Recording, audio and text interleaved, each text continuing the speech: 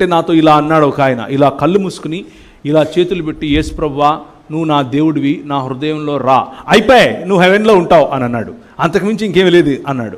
Okay, బాగానే ఉంది, అది ఒక మొదలు, దట్స్ అ షురువాత్, it's a beginning. But what after that? ఆ తర్వాత ఏంటి?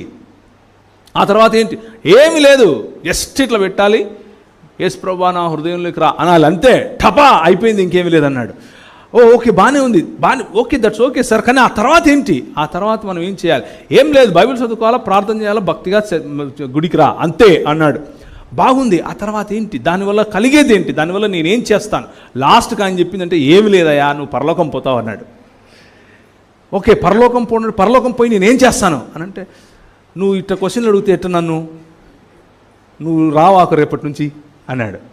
నువ్వు రావద్దు ఇంకా, ఎందుకంటే నువ్వు పరలోకం పోయి ఏం చేస్తావు అంటున్నావు, ఏం చేయం, ఇట్లనే చర్చ్ సర్వీస్ నడుస్తూ ఉంటుంది అని చెప్పినాడు. ఒకరి తర్వాత ఒకరు చర్చ్ సర్వీస్ నడుస్తూ ఉంటుంది. What a shame! Is this the Christianity that we are teaching people? ఇదేనా మనం నేర్పించేటటువంటి క్రైస్తవం, సంఘము నేర్పిస్తున్నటువంటి క్రైస్తవం? Is this all? No, it's going to be much bigger. పరలోకమందున్న మా తండ్రి, నీ నామము పరిశుద్ధపరచబడును గాక, నీ రాజ్యము వచ్చునుగాక. నేను పోవడం కాదు, అది రావాలి.